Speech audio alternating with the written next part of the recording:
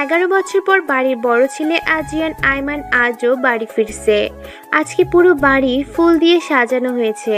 তানিশা আইমান পুরো বাড়ির তদারকি করছেন যেন কোথাও কোনো কিছুর খামতি না থাকে।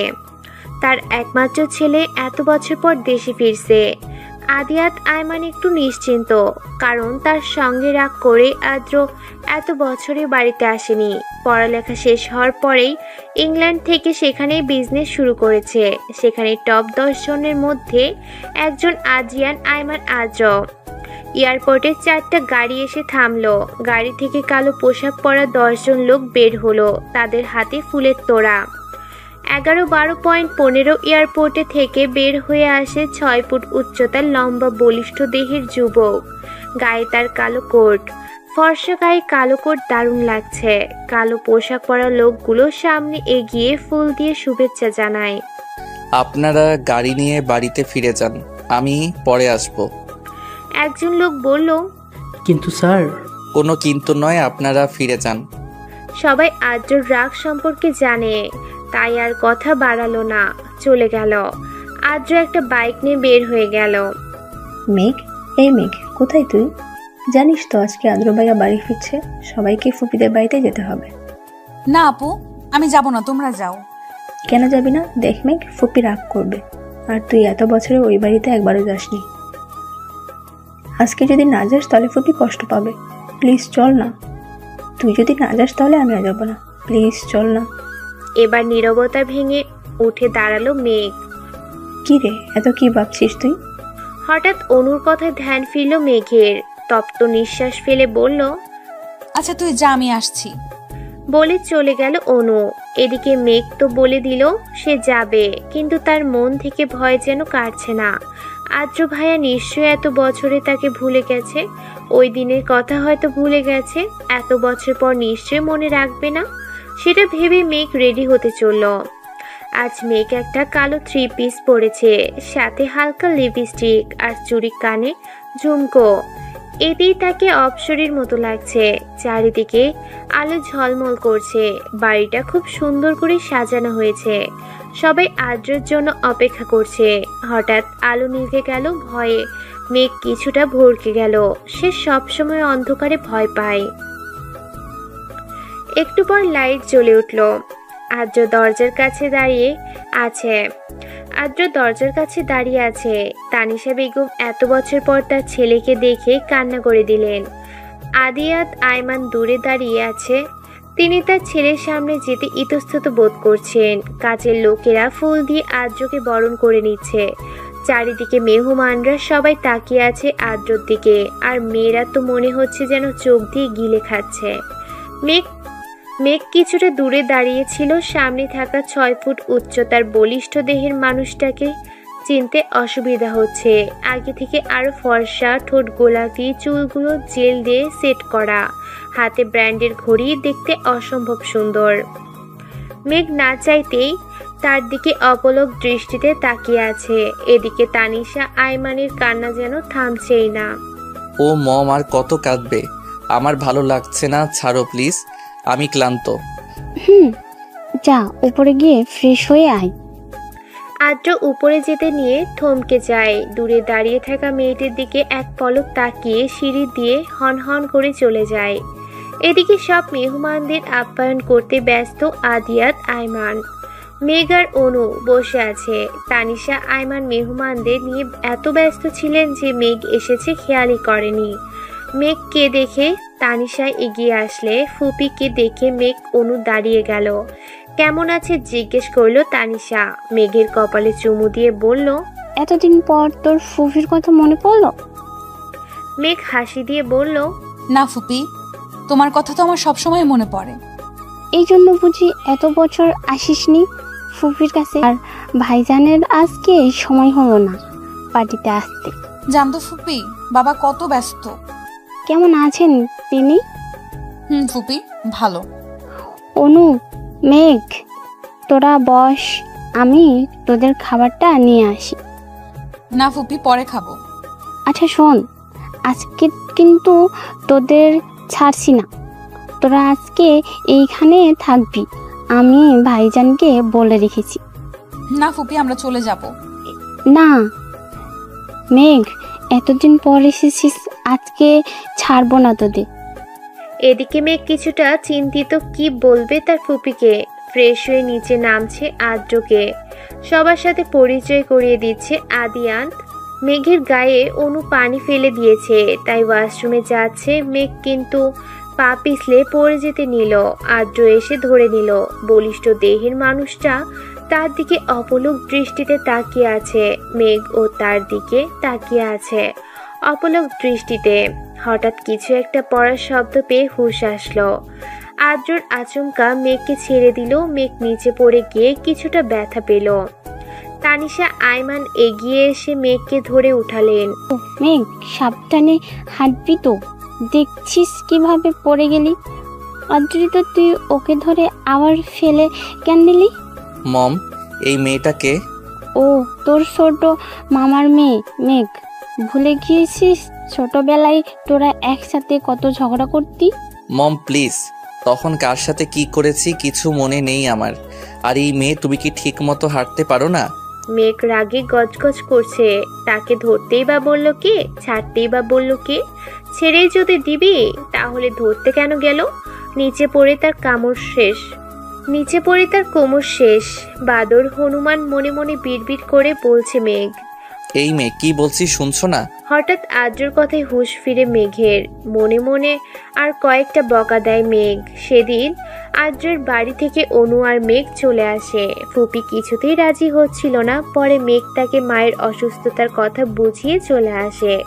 ভোরবেলা থেকে বৃষ্টি শুরু হলো। সকালের ঘুম আর ভাঙছিল না মেঘের। এদিকে মা ডাকাডাকি করছে। ঘুমের ঘোরে শুনতে পেল। তাড়াতাড়ি ওঠ, ভার্সিটিতে যাবি না? ঘুম ঘুম চোখে ঘড়ির দিকে তাকিয়ে দেখলো বেলা 8:30 বাজে। মেঘ চিন্তিত হয়ে পড়ল, কখন রেডি হবে, কখন নাস্তা খাবো এবং ভার্সিটিতে যাব। তড়িঘড়ি করে বিছানা থেকে উঠল মেঘ। দ্রুত রেডি হয়ে বের হলো। মা আর অনু ডাইনিং টেবিলে বসে আছে। মা, তুমি একটু আগে ডেকে দিতে পারলে না? বলতে বলতে ডাইনিং টেবিলে বসলো মেঘ। তোকে 7টা থেকে ডাকছি। অনু, তুই কি আজ ভার্সিটিতে যাবি? না মেঘ, আজ যাব না, তুই যা। অনু আর মেঘ দু বোন। অনু অনার্স 3য় বর্ষে আর মেঘ 1ম বর্ষে। নাস্তা করে বাইরে এসে দেখলো তুমুল বৃষ্টি হচ্ছে। কোনো রিক্সাও আশেপাশে দেখছে না মেঘ। হঠাৎ একটি রিক্সার দেখা পেল মেঘ, কিন্তু 50 টাকার ভাড়া 150 টাকা। অগত্যা রাজি হয়ে রিক্সায় উঠে পড়ল মেঘ। রিক্সাওয়ালার ছোট পলিথিন দিয়ে নিজেকে ঢাকার চেষ্টা করল মেঘ, কিন্তু ভার্সিটিতে পৌঁছাতে ভিজে জুবুথুবু হয়ে গেল। মনে মনে তার বান্ধবী উষাকে বকা দিল। তার জন্য আজকে এই বৃষ্টির মধ্যে তাকে ভার্সিটি যেতে হচ্ছে। ভার্সিটিতে ঢোকার কিছু সময় পর বৃষ্টি থেমে গেল। মেঘ ভার্সিটির ভিতরে লাইব্রেরির রুমে অপেক্ষা করছে উষার জন্য। হঠাৎ পিছন থেকে উষা মেঘকে ডাক দিল। কিরে, তুই তো পুরো কাকভেজা হয়ে আসছিস। কিছুটা রেগে বলল, এত সময় লাগে তোর? নিজেই আসতে বললি, এখন এসে দেখি তোর কোনো খবরই নেই। সরি মিক, বৃষ্টি তো সেই জন্য দেরি হয়ে গেছে। তোর সরি তোর কাছে রাখ, আমার শরীর পুরো ভিজে গেছে। আর কি দরকারি কথা বলবি যা তোর ফোনে বলা যাচ্ছিল না, এখানেই বলতে হবে? উষা কিছুটা চিন্তায় পড়ে গেল। কি করে বলবে মেঘকে নীলের কথা, সেটা ভাবতে লাগলো। হঠাৎ মেঘের ডাকে হুঁশ আসলো উষার। কি বলবি বল উষা। বলছি। আসলে আমি মানে কি আসলে আমি মানে কি? আসলে আমি একজনকে ভালোবাসি মেঘ। চোখ বন্ধ করে একদমে কথাগুলো বলল উষা। মেঘ উষার কথা শুনে বিস্মিত হয়ে চেয়ে রইল। চোখ খুলে উষার দেখলো মেঘ এখনো তার দিকে তাকিয়ে আছে। কিছু বল মেঘ, আমি সত্যি নীলকে ভালোবাসি। মেঘ কিছু সময়ের জন্য যেন অন্য জগতে চলে গেছিল। উষার কথায় হুঁশ আসে। কি, তুই নীলকে ভালোবাসিস? নীল, মেঘ, উষা 3জন খুব ভালো বন্ধু। এই ক্লাসেই পড়ে। তাহলে আমাকে কেন বলছিস? নীলকে বল। বলবো তো কালকে, কিন্তু কিভাবে যে বলি। আর তাছাড়া কাল তো ভার্সিটিতে একটা প্রোগ্রাম আছে, কি জানি আসবে চিপসকে হয়ে। আদিয়াত আইমান নাকি কি যেন নাম। হঠাৎ আজিয়ান আইমান নাম শুনে অবাক হলো মেঘ। মনে মনে ভাবলো আদ্রের কথা। আদ্রের কথা না, ওনার নাম তো আদ্রিয়ান আয়মান আদ্র। উনি এইখানে আসবেননি বা কেন? কিরে কি ভাবছিস মেঘ? না কিছু না। তাহলে এটাই কথা থাকলো, কলেজে তুই নীলকে প্রপোজ করছিস। আর শোন উষা, কালকে তুই একটা শাড়ি পরে আসবি। তাহলে তোকেও শাড়ি পরে আসতে হবে মেঘ। যেহেতু কাল অনুষ্ঠানে সবাই শাড়ি পরে আসবে, তাই তোকেও পরে আসতে হবে। এদিকে আদ্র কার সাথে যেন কথা বলছে। ফোনটা রেখে দিয়ে একটা ডেভিল হাসলো আদ্র। মনে মনে বলল, তৈরি থেকো জান, কাল থেকে তোমার শাস্তি শুরু। আমি যতটা কষ্ট পেয়েছি এই 11 বছর, তার থেকে বেশি কষ্ট তুমি পাবে জান, রেডি থেকো। সকালবেলা মায়ের চিৎকারে ঘুম থেকে জেগে উঠল মেঘ। মনে হচ্ছে বাইরে কিছু হয়েছে, তাই তড়িঘড়ি করে বিছানা থেকে উঠল মেঘ। হায় হায়, আমার শখের মুরগিটা কে চুরি করলো? অনু মাকে সান্ত্বনা দিচ্ছে। মেঘ গিয়ে দেখলো তার মায়ের শখের মুরগিটা কে যেন চুরি করে নিয়ে পালিয়েছে। ও মা, কি শুরু করলে সকালবেলা? একটা মুরগির জন্য কেউ এইভাবে চিৎকার করে? মেঘ, মারোটা শখের মুরগি ছিল। জানি, এখন চিৎকার করে কান্নাকাটি করলে কি চোর সেটা বাড়িতে এসে দিয়ে যাবে নাকি? হয়েছে, তোর না আজকে ভার্সিটিতে প্রোগ্রাম আছে, তাড়াতাড়ি রেডি হয়ে নে, উষা কল করেছিল। মেঘ হাতে নীল চুড়ি, কানে ঝুমকো, কপালে টিপ, হালকা লিপস্টিক, কাজল, এতটুকুতেই মেঘ অপরূপ সুন্দর লাগছিল। চুলগুলো খোলা হাওয়ায় উঠছিল। অনু মেঘের ফোন দিতে এসে আয়নার মেঘের প্রতিবিম্ব দেখে বলল, বাহ মেঘ, তোকে তো আজ পুরীর মতো লাগছে। ঘুরে তাকালে বলল, তাই বুঝি? অনু মেঘের কাছে এসে কপালে চুমু দিয়ে বলল, অনেক সুন্দর লাগছে। ভার্সিটির সামনে দাঁড়িয়ে আছে উষা। মেঘ রিক্সা ভাড়া মিটিয়ে উষার সামনে এসে দাঁড়ালো। কিরে মেঘ, আজকে তো তোকে পুরো হুড়পড়ির মতো লাগছে। আমি যদি ছেলে হতাম তাহলে এখনই উঠিয়ে নিয়ে চলে যেতাম। উষা থাম, আর তোকেও তো আজ কম সুন্দর লাগছে না। নীল তোকে দেখলেই পাগল হয়ে যাবে। সত্যি বলছিস? সত্যি। কথা বলতে বলতে ভার্সিটিতে ঢুকলো মেঘ উষা। চারদিকে বেলুন আর ফুল দিয়ে সাজানো হয়েছে। স্টেজের দিকে চোখ পড়লো মেঘের, যেখানে একটা নাম ঝলঝল করছে। নামটার দিকে এক পলক তাকিয়ে তপ্ত নিঃশ্বাস ফেললো মেঘ। মেঘ দেখ, মেয়েরা আজকে এত সেজেগুজে বসে আছে, মনে হচ্ছে কারোর জন্য অপেক্ষা করছে। এবার চল। দেখে মনে হচ্ছে কারো আসার অপেক্ষা করছে। কালো পাঞ্জাবি পরে নীল আসছে মেঘেদের কাছে। উষা তার দিকে অপলক দৃষ্টিতে তাকিয়ে আছে। কিরে, তোদের আসতে এত লেট হলো কেন? আমরা তো কখন এসেছি, তোর তো কোনো দেখা নেই। জানিস তো আজকে আমার উপর কত দায়িত্ব। ভাইয়া সব দায়িত্ব আমাকে বুঝিয়ে দিয়েছে, এত দায়িত্ব সামলে আসতে দেরি হয়ে গেল। নীলের বড় ভাই ভার্সিটির প্রিন্সিপাল, আর আজকে তো আদ্রিয়ান আয়মান আসছে, সেজন্য মেয়েরা আজ সেজে গুজে হাজির হয়েছে। হাজারো মেয়ের ক্রাশ হচ্ছে আদ্রিয়ান আয়মান, টপ বিজনেসম্যানদের মধ্যে একজন। তাছাড়া তিনি ভার্সিটিতেই ডোনেশন দেন। আজকে চিফ গেস্ট হয়ে আসছেন আদ্রিয়ান আয়মান, আর অনেক নামি দামি লোকজন আসবে। একটা ছেলের জন্য এতগুলো মেয়ে সেজেগুজে বসে আছে। মেঘ জানিস তো, আদ্রিয়ান আয়মানকে দেখার অনেক শখ আমার।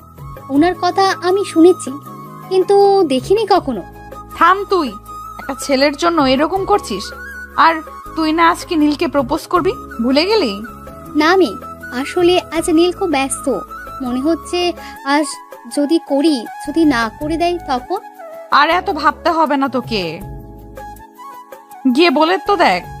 কিরে, তোরা দুজন কি ফিসফিস করে বলছিস? কিছু না তো। কিছু না? আর শোন, মেঘ আর উষা তোরা দুজন সামনে দাঁড়াবি। আর মেঘ, তোকে ভাইয়া বলছে চিফ গেস্টকে স্বাগত জানাতে। আর উষা, তুমিও মেঘের সাথে থেকো। আচ্ছা নীল, আমার কিছু কাজ আছে, আমি এখন আসছি। সবাই আদ্রিয়ান আয়মানের জন্য ওয়েট করছে। পরপর 5টি গাড়ি এসে থামলো। তার মধ্যে থেকে একটি গাড়ি থেকে নেমে এলো 26 বয়সের সুদর্শন এক যুবক। পরনে নীল স্যুট, তার ব্যান্ডের ঘড়ি, চুলগুলো জেল দিয়ে সেট করা, কালো সানগ্লাস পরা। দূর থেকে ছেলেটাকে দেখে মেয়েরা চোখে যেন গিলে খাচ্ছে। উষা আর মেঘ ওয়াশরুমে থেকে বের হয়ে এসে দেখলো চিফ গেস্ট এসে পড়ছেন। নীল এসে তারা দিচ্ছিল মেঘকে। চিফ গেস্টকে ফুলের মালা দিয়ে স্বাগত জানাবে। উষা বলল, চল মেঘ, আদ্রিয়ান আয়মান এসে পড়েছে, দেখে আসি। কিন্তু মেয়েরা যেভাবে লোকটাকে চারদিক থেকে ঘিরে ধরেছে দেখা যাচ্ছে না তো। চল সামনে গিয়ে দেখে আসি। হুট করে এসে নীল মেঘের হাতে ফুলের মালা ধরিয়ে দিয়ে চলে গেল। প্রিন্সিপাল স্যার আদ্রিয়ান আয়মানকে স্বাগত জানাচ্ছে। ছেলেমেয়েরা গেস্টদের ফুল দিয়ে স্বাগত জানাচ্ছে। আদ্রিয়ান আয়মানকে ফুল দিয়ে স্বাগত জানার কথা মেঘের।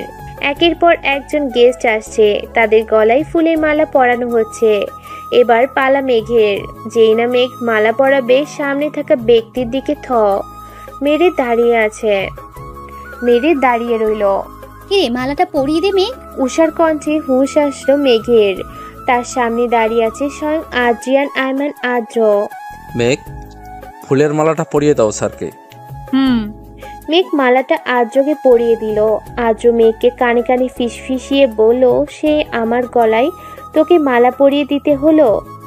আদ্রের কথাটা সহ্য করতে পারলো না মেঘ। গেস্টদের নিয়ে বসানো হলো।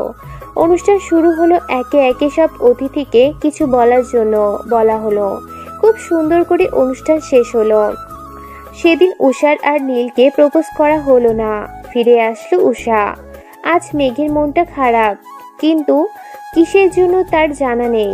অনু এসে বলল, মেঘ, আজ ফুপি আর আদ্রবাই আসবে। কি? হ্যাঁ। কখন? এই একটু পর। আমি নিচে গেলাম, তুই রেডি হয়ে নিচে আয়, মা তোকে ডাকছে। আসছি, তুই যা। আদ্রি, এই আদ্রি, তাড়াতাড়ি রেডি হয়ে আয়, বাবা দেরি হয়ে যাচ্ছে তো। আসছি মম। আজ আদ্র খুব সুন্দর একটা নীল রঙের পাঞ্জাবি পরেছে। দেখে তো খুব সুন্দর লাগছে। কিরে মেঘ, ওখানে দাঁড়িয়ে থাকবি নাকি এদিকে আসবি?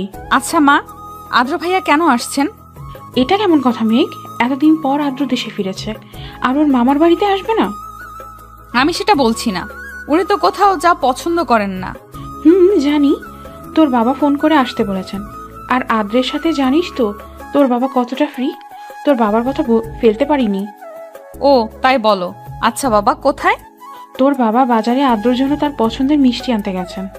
ও মেঘ, অনুকে বল আজ যেন সে শাড়ি পরে। কেন মা? তবে পরে। সেটা বলবো, মেঘ চিন্তায় পড়ে গেল। মেঘ অনুকে শাড়ি পরতে সাহায্য করেছিল। হঠাৎ করে কলিং বেলের আওয়াজ শুনে অনু মেঘকে বলল, যা গিয়ে দেখতো মেঘ, ফুপিরা হয়তো চলে এসেছে, দরজাটা খুলে দিয়ে আয়। মেঘ দরজা খুলতেই বিস্মিত নয়নে তাকিয়ে রইল। সামনে আদ্র একটা নীল রঙের পাঞ্জাবি পরে দাঁড়িয়ে আছে, হাতে ব্র্যান্ডের ঘড়ি, মুখে মৃদু হাসি। রেখা টেনে বলল, এখানেই দাঁড়িয়ে থাকবো নাকি ভিতরে আসতে বলবেন? আদ্রের কথায় মেঘ একটু লজ্জা পেয়ে বলল, না, ভেতরে আসুন। ফুপি কোথায়? মা আসছেন কিছু জিনিসপত্র নিয়ে। মেঘ আদ্রকে বসিয়ে রেখে মাকে ডাকতে চলল। মা দেখো, আদ্র ভাইয়া চলে এসেছেন। মেঘের মা হন্তদন্ত হয়ে ছুটে এসে বললেন, ও মেঘ, ওখানে শরবতের গ্লাসগুলো আছে, নিয়ে আয়। আর দেখ তো অনু রেডি হয়েছে কিনা, বল তাড়াতাড়ি আসতে। কেমন আছো আদ্র? জি মামনি, ভালো। আপনি কেমন আছেন? মেঘের? এই তো তোমাদের দোয়ায় আছি। তা আপা কোথায়? মা আসছেন, বলল কিছু জিনিসপত্র নেওয়ার আছে। মেঘের? নাও বাবা, শরবতটা খেয়ে নাও। ব্যস্ত হবেন না মামনি। মেঘ অনুকে শাড়ির কুচি ঠিক করে দিতে দিতে বলল, আচ্ছা অনু, আজ তুই শাড়ি কেন পরছিস? আর আদ্র ভাইয়া যে কিনা জীবনেও তাকে পাঞ্জাবি পরতে দেখলাম না, সে আজ পাঞ্জাবি পরেছে, ব্যাপারটা কি? আমি জানি না, মাকে জিজ্ঞেস কর। আচ্ছা মা তোকে যেতে বলেছে। মেঘের মা আদ্র আর তানিশা আয়মানের সাথে কথা বলছিলেন। মেঘ যেতেই তানিশা আয়মান বলে উঠল, কিরে মেঘ, কোথায় ছিলি এতক্ষণ ধরে? তানিশা আয়মান মেঘের হাত ধরে তার সাথে বসালেন। আদ্র ফোন টিপছিল। আদ্রের মা বলে উঠল, জানিস মেঘ, তুই যদি অনুর থেকে বড় হতি তাহলে তোকেই আমার ছেলের বউ বানাতাম। কিন্তু তুই ছোট, অনুর আগে তো তোকে তোর মা বাবা বিয়ে দিবেন না, তাই চাইতেও পারলাম না। তানিশা আয়মানের কথায় মেঘ অবাকের চরম পর্যায়ে পৌঁছে গেল। তার মস্তিষ্কে কথাগুলো যেন ঠিকমতো পৌঁছালো না। কি বললে ফুপি? কিছুই তো বুঝতে পারলাম না। ভাবি, আপনি মেঘকে কিছু জানাননি? আসলে আপা, মেঘকে ওর বাবা জানাতে বারণ করেছিলেন অনুর বিয়ের কথা। শুনলে হয়তো কিছুতেই রাজি হতো না। বোনকে বড্ড ভালোবাসতো। আদ্র এতক্ষণ মোবাইল থেকে মুখ তুলে মেঘের দিকে তাকালো। মেঘের মস্তিষ্কের সাথে যেন মনের দ্বন্দ্ব চলছে। অনু এসে সবাইকে সালাম জানালো। তানিশা আইমান অনুকে আদ্রের পাশে বসালেন। দেখি তো দুজন কেমন লাগছে, বাহ বেশ মানিয়েছে। মেঘের মা বললেন। মেঘের তা তো বটেই। মেঘ যেন কিছুতেই আদ্রের সাথে অনুকে সহ্য করতে পারছে না। কেন সে কারণ তার জানা নেই। আদ্র মাকে বলল, মা, আমার একটা কল এসেছে, আমি একটু কথা বলে আসছি। মেঘ আর ওইখানেই বসে থাকতে পারল না। কেন যেন তার বুকের ভিতর অসহ্য যন্ত্রণা হচ্ছে, যার কারণ তার জানা নেই। মেঘ রুমে আসতে আচমকা একটা হাত এসে হ্যাচকে টানে তার সাথে জড়িয়ে ধরল। মেঘ নিজেকে ছাড়ানোর জন্য আপ্রাণ চেষ্টা করছে, কিন্তু শক্তপোক্ত বাহুর সাথে পেরে উঠল না। হঠাৎ একটা কণ্ঠস্বর ভেসে আসলো। নিজেকে ছাড়ানোর বৃথা চেষ্টা করো না মেয়ে। এতক্ষণ মেঘের রুমের লাইট অফ ছিল। বাইরের আলো রুমে প্রবেশ করার কোনো উপায় ছিল না। হঠাৎ আলোটা জ্বলে উঠল। মেঘ আর কাউকে দেখতে পেল না, তবে কে তাকে জড়িয়ে ধরেছিল এটা তার বোধগম্য হলো না। এদিকে মেঘের মনে অজানা এক কষ্ট অনুভব করছে। সে কেন এই কষ্ট জানা নেই তার। মেঘের মা আদ্রের বিদায় দিয়ে অনুকে মেঘের রুমে পাঠালো। হঠাৎ এভাবে চলে আসার কারণে মেঘ বেলকনিতে দাঁড়িয়েছিল। পিছন থেকে কারো হাতের স্পর্শে ফিরে তাকালো। কি রে, এভাবেই চলে আসলি যে? এমনি। মেঘ, তোর কি কোনো কারণে মন খারাপ? কেন বলো তো? না, তোকে দেখে মনে হচ্ছে তোর মন ভালো নেই। মেঘ উত্তর দিল না, তপ্ত শ্বাস ফেললো। অনু আর কিছু বলল না, চলে গেল। মেঘ আজ অনেকদিন পর উষার সাথে দেখা করলো। মেয়েটা বড্ড বুদ্ধিমতী। চট করে মেঘের মন খারাপ বুঝে গেল, তবে সে প্রকাশ করলো না। সে জানে মেঘ বরাবরই চাপা স্বভাবের। ও যদি নিজ থেকে কিছু বলছে নিশ্চয় কোনো কারণ আছে, তাই জিজ্ঞেস করলো না। মেঘ এতক্ষণ আকাশের দিকে চেয়েছিল। উষার কথায় তপ্ত শ্বাস ফেলে বলল, চল। মেঘ আর উষা ফুচকা খাচ্ছিল। হঠাৎ বিষম খেলো মেঘ। এক বোতল পানি এগিয়ে দিল। একটা হাত মেঘ তাড়াতাড়ি পানির বোতলটা নিয়ে পানি খেলো। এতক্ষণে পানি খাওয়ার চক্করে সামনে থাকা ব্যক্তিটির দিকে তাকাতেই ভুলে গিয়েছিল। ছেলেটি সুদর্শন যুবক, অপলক দৃষ্টিতে তাকিয়ে আছে মেঘের দিকে। উষার কণ্ঠে হুঁশ ফিরল মেঘের। মেঘের জন্য পানি আনতে গিয়েছিল উষা। মেঘ, ঠিক আছিস তুই? এই নে পানি। মেঘ বলল, আর লাগবে না। সামনে থাকা লোকটি বলল, কেউ সাহায্য করলে তাকে ধন্যবাদ জানাতে হয় ম্যাম। ধন্যবাদ। আপনি যদি কিছু মনে না করেন তাহলে কি আপনার নামটা জানতে পারি? জি, আমি মেঘ। আমি নিবিড় সাহারিয়া। উষা মেঘকে চিমটি কেটে বলল, আর কিছু জানাবি নাকি এভাবে দাঁড়িয়ে থাকবি? মেঘ আর কিছু বলল না। ছেলেটার ফোন আসাতে পিছনে ফিরে কথা বলছিল। ততক্ষণে মেঘ আর উষা চলে গেল। নিবিড় পিছনে ফিরতে আর মেঘকে দেখতে পেল না। তপ্ত শ্বাস ফেলে বলল, কে তুমি মায়াবতী? এ কোন মায়ায় জড়ালে আমায়? অন্যদিকে আদ্র ফোনে কার সাথে যেন কথা বলছিল। ওদিকের কাজ সব ঠিকঠাক? লোকটি উত্তর দিল। জি স্যার।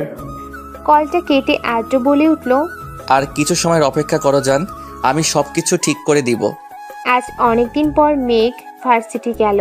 উষা মেঘের জন্য অপেক্ষা করছিল। মেঘকে দেখতে পেয়ে এগিয়ে আসলো। কিরে মেঘ, কেমন আছিস? এই তো ভালো, চল ক্লাসে যাই। মেঘ আর উষা পা বাড়াতে একটা ছেলে মেঘ বলে ডেকে উঠল। পিছনে তাকাতেই দেখতে পেল একটা সুদর্শন যুবক তার দিকে এগিয়ে আসছে। কাছে আসতে মেঘ বলল, আপনি এখানে কি করছেন? তাহলে তুমি আমাকে চিনতে পেরেছো?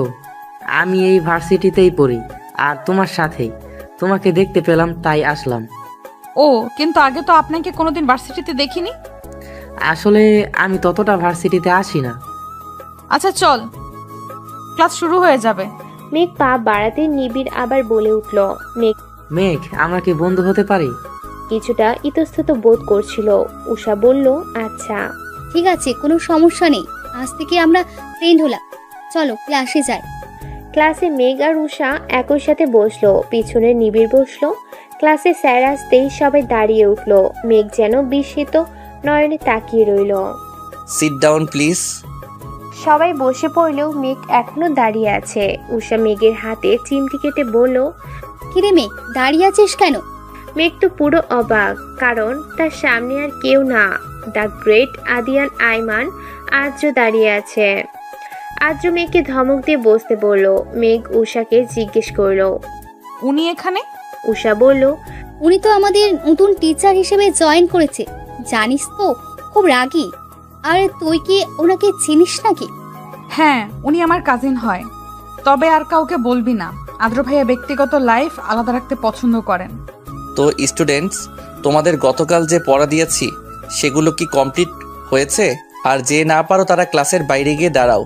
মেঘ প্রায় অনেকদিন ভার্সিটিতে আসে না, তাই পড়াশোনাও ঠিকমতো করা হয় না, তাই সে ক্লাসের বাইরে দাঁড়িয়ে রইল।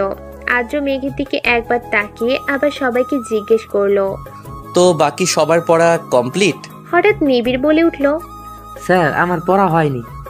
তাই সে ক্লাসের বাইরে এসে মেঘের সাথে দাঁড়ালো। মেঘকে অন্য ছেলের পাশে দেখে আদ্রের বুকে ভেতরটা হঠাৎ কেঁপে উঠল। নিবিড় মেঘকে বলল, আচ্ছা মেঘ, তুমি কি স্যারকে পছন্দ করো? হঠাৎ নিবিড়ের কথায় বিস্মিত নয়নে তাকালো। আসলে ওই সময় তুমি যেইভাবে তাকিয়েছিলে। না, তেমনটা নয় স্যার, আমার কাজিন হয়। ও আচ্ছা, তাই বলো। আদ্র স্যার তোমার ভাই হয়, আগে বলবে না? আমি জানতাম না উনি এখানে জয়েন করেছে। ও তাই বলো। আদ্র ওদের কথা বলতে দেখে বলল, তোমাদের কি আমি কথা বলার জন্য বাইরে দাঁড় করিয়ে রেখেছি? কাল থেকে আমার ক্লাসে পড়া শিখে আসবে। আজ তোমাদের কিছু বললাম না, যাও ভিতরে গিয়ে বসো। আদ্র ক্লাস শেষ করে চলে গেল। উষার আজকে কি একটা কাজ আছে বলে আগেই চলে গেল, তাই মেঘকে আজকে একাই ফিরতে হবে। পিছন থেকে নিবিড় বলল, চলো মেঘ, আমি তোমাকে আজ ড্রপ করে দিয়ে আসি। মেঘ সরাসরি না বলতে পারলো না। নিবিড় আপনি চলে যান, আমি যেতে পারবো। আরে চলো না প্লিজ। মেঘ আর কিছু বলল না। মেঘ আর নিবিড়কে একসাথে দেখে একজোড়া চোখ থেকে যেন আগুন ঝরছে। মনে হচ্ছে যেন সে আগুন সব কিছু জ্বালিয়ে পুড়িয়ে শেষ করে দিবে। মেঘ বাড়ি ফিরতেই অনু বলে উঠল, মেঘ জানিস তো ভার্সিটিতে আদ্র ভাইয়া জয়েন করেছে। জানি, আজকে তো দেখলাম। বলেই চলে গেল। ফ্রেশ হয়ে বারান্দায় দাঁড়িয়েছিল মেঘ। পিছন থেকে অনু বলে উঠল, মেঘ তোর কি মন খারাপ? না তো। তাহলে এখানে দাঁড়িয়ে আছিস কেন? ভালো লাগছে না। মেঘ, মা বলেছে আদ্র ভাইয়া যেহেতু তোর ভার্সিটিতে জয়েন করেছে, তোদের সামনে পরীক্ষা, তাই কিছুদিনের জন্য তোকে পড়াতেই বলেছে। উনি কি রাজি হয়েছেন? বলেছে কাল থেকে আসবে। মেঘ অনেক দিন আগের কথা ভাবতে লাগলো। মেঘের যখন 10 বছর, তখন আদ্র তাকে পড়াতো। মেঘ সব সময় আদ্রকে বলতো, আদ্র ভাইয়া বড় হয়ে আপনাকে বিয়ে করব, খুব ভালোবাসবো আপনাকে, আমায় বিয়ে করবেন তো? তখন আদ্র ধমক দিয়ে বলতো, মেঘ তুমি এখনো ছোট, আর এসব কথা যেন তোমার থেকে না শুনি। এসব বললে আমি আর তোমাকে পড়াবো না। পরের দিন থেকে মেঘকে আর পড়াতে আসলো না আদ্র। মেঘের খুব কষ্ট হয়েছিল আদ্র তাকে পড়াতে না আসায়। পরে মাকে জিজ্ঞেস করতে বলল, ছেলেরা কোথাও যেতে পারে না, বন্ধু বান্ধবদের সময় দিতে পারে না, তাই আর পড়াতে আসবে না। তবে মেঘের ছোট মনটি বুঝতে পেরেছিল আদ্র কেন তাকে পড়াতে আসবে না। মেঘের ভাবনার মধ্যে হঠাৎ ফোন বেজে উঠল। ফোনটা হাতে নিয়ে দেখলো নিবিড় কল করেছে। কিছু মুখের আদল বুকের মধ্যে দাগ কেটে দেয়। কিছু মুখের আদল বুকের মধ্যে দাগ কেটে যায়। বুকটা ধরফরিয়ে ওঠে প্রচন্ড রকমের। এই যে মেঘের মনটা আজ ভালো না, খারাপ, সে বুঝতে পারছে। আদ্র আজ থেকে মেঘকে পড়াতে আসবে। এটা শুনে যেমন তার ভালো লাগছে, তেমনি খারাপও লাগছে। কারণ মানুষটা অন্য কারোর জন্য বরাদ্দ। কথাটা ভাবলেই হাহাকার করে ওঠে। প্রচন্ড রকমের খারাপ লাগা বয়ে যায়। মনে হয় তার শ্বাস প্রশ্বাস নিতে কষ্ট হয়। আচ্ছা, মানুষটা তার হয়ে থাকলে খুব বেশি কি ক্ষতি হয়ে যেত? ফের যখন বাস্তবতা ফিরে আসে, তখন মনে হয় না, উনি কখনোই আমার হতে পারে না। মানুষটা যে তার কখনোই ছিল না। মেঘের সমানে অনেকগুলো বই রাখা, কিন্তু বইয়ের দিকে তার কোনো মনোযোগই নেই। তার মন মস্তিষ্ক যেন দ্বিধায় পড়েছে।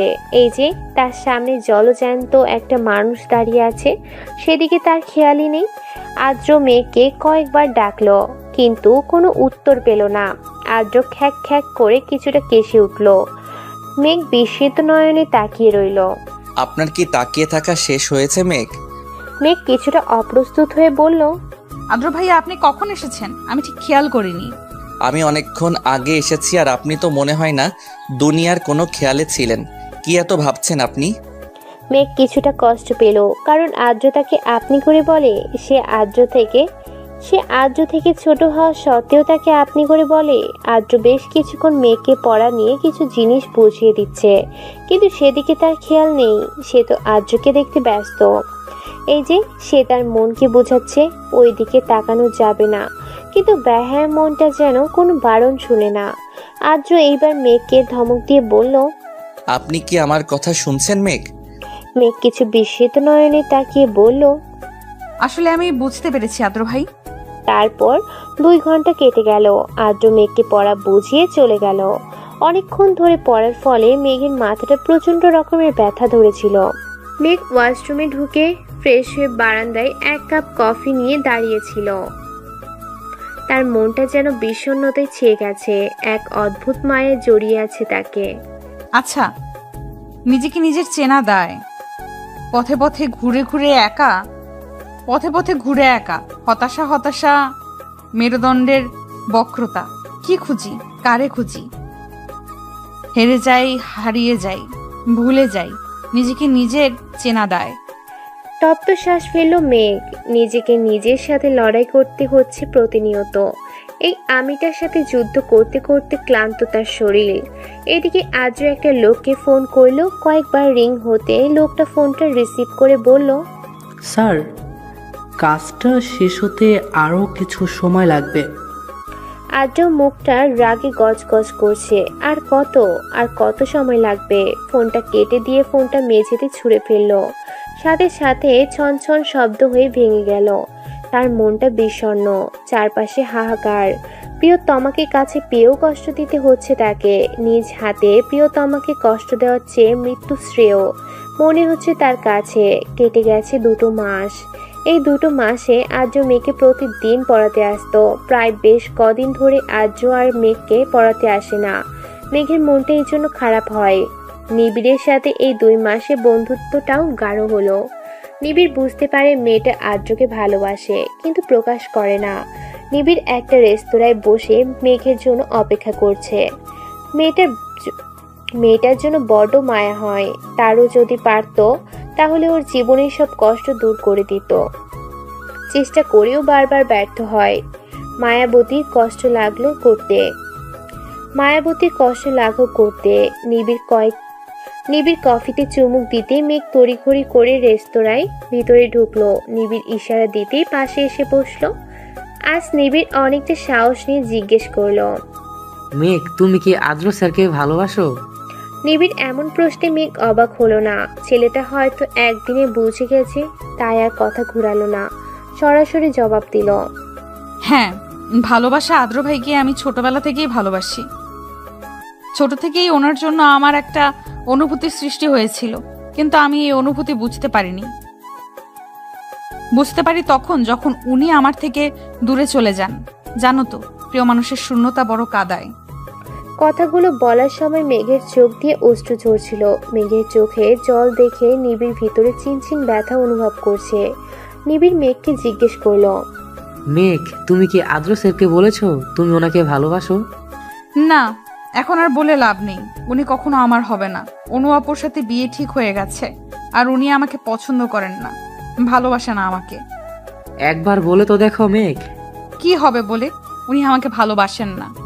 তবুও একবার বলে তো দেখো। এখনো সবকিছু শেষ হয়ে যায়নি মেঘ। এতে তোমাদের 3 জনের জীবন জড়িয়ে আছে। আমি পারবো না, আমার বোনের সুখ কেড়ে নিতে আমি পারবো না। আমি পারবো না বলেই মেঘ কান্না ভেঙে পড়ে। নিবিড় মেঘকে সান্ত্বনা দেওয়ার মতো ভাষা খুঁজে পাচ্ছে না। মেঘ কিভাবে তার বড় বোনের বিয়ে ভেঙে দিবে? কিন্তু আজ যদি মেঘ না বলতে পারে তাহলে ভিতরে দুমড়ে মুচড়ে শেষ হয়ে যাবে। প্রিয়তমাকে কি করে শেষ হয়ে যেতে দেখবে নিবিড়? হয়তো বলা হবে না প্রিয়তমাকে ভালোবাসার কথা, বলা হবে না তার অনুভূতির কথা। সব কথা অব্যক্ত রয়ে যাবে আজীবন। বাড়িতে এসে একটা সংবাদ শুনে মেঘের মাথায় আকাশ ভেঙে পড়ল। 3 দিন পর আদ্র আর অনুর বিয়ে।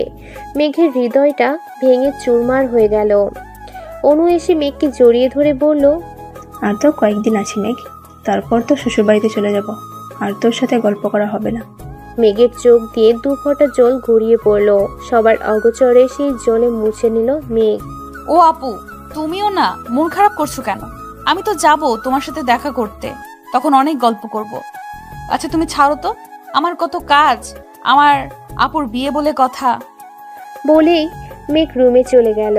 মেঘ রুমে গিয়ে দরজা বন্ধ করে দেয়। ফ্লোরে বসে হাও মাও করে কাঁদতে থাকে। রুম সাউন্ড প্রুফ বলে কান্নার আওয়াজ বাইরে থেকে শোনা যায় না। মেঘের হৃদয়টা ভেঙে দুমড়ে মুচড়ে গেছে। মেঘের হৃদয় যেন কেউ বারবার ছুরি দিয়ে আঘাত করছে। বিকালের দিকে অনুকে তানিয়া বেগম বিয়ের কেনাকাটা করার জন্য তৈরি থাকতে বলেছে।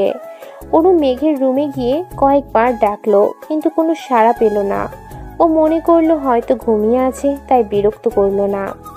অনু তৈরি হয়ে মেঘের রুমে এসে বসলো। ও আপু, আমি কেন যাব? তুই কেন যাবি মানে? তুই আমার বিয়ের শাড়ি থেকে শুরু করে যা যা প্রয়োজন সব কিছু নিজের পছন্দ করে দিবি। আর না শুনতে চাচ্ছি না মেঘ। মেঘ আর কথা বাড়ালো না, তৈরি হয়ে নিল। একটা কালো গাড়ির সাথে হেলান দিয়ে দাঁড়িয়ে আছে আদ্র। কালো কোট আর হাতে ব্র্যান্ডের ঘড়ি, চুলগুলো জেল দিয়ে সেট করা। সব সময়ের মতো আজকেও দেখতে সুন্দর লাগছে। মেঘ আর অনু এগিয়ে যেতে গাড়ির দরজা খুলে দিল আদ্র।